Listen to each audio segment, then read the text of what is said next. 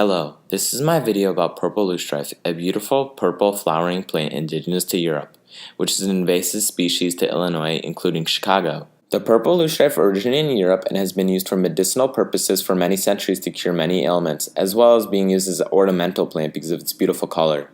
It inhabits wetlands like marshes and bogs and were introduced to the Americas by European explorers as an invasive species. Where this plant grows, it dominates over the other organisms and grows in large masses, which can cause many issues for the ecosystem surrounding it. I will go deeper into the issues it causes later. In order to understand the issues that this plant causes, I will tell you more about its biome. Like I said earlier, this plant inhabits wetlands, so it could surround a pond or a swamp-like area. The majority of the other organisms that live in this biome are plants, although the purple loosestrife does affect other organisms like smaller animals as well. These wet and humid environments are normally found north of the equator, and this is where we also find the majority of the purple loosestrife plants. The purple loosestrife affects this entire biome where it is found, including all of the organisms found within it. I will tell you about that now. When purple loosestrife is introduced to a new environment, it quickly pushes out most native vegetation in a marsh, pond, swamp, or the other wet biomes I have mentioned previously, creating a dominated region of one plant that provides little food or shelter for native wildlife.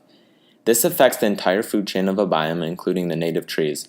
Because there is no shelter or food for the native organisms, these trees won't have much nutrients and energy reintroduced to them through decomposition. Many organisms in biomes that have purple loosestrife introduced to them might become extinct from that region. The natural environment of many Illinois nature preserves is threatened by this exotic species, and it is a rising issue as this plant grows rapidly. I will now talk more about energy and nutrients in ecosystems with loosestrife in it. I will now talk to you about nutrients and energy according to the carbon cycle, as well as the 10% rule in regions that contain purple loosestrife. The 10% rule is the idea that only 10% of energy and nutrients is taken in by an organism, and the rest of it is used to digest the food. This plays a major role in biomes that contain purple loosestrife because it throws off the entire cycle of energy flow through the biome. Because the purple loosestrife eliminates many native plants, many herbivores in these environments will also disappear with the native plants.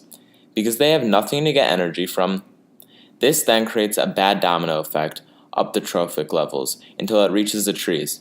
And they won't have any energy from the animals as all of it was lost on the way up the levels because of the 10% rule and the lower number of animals in the environment. This also applies to the carbon cycle.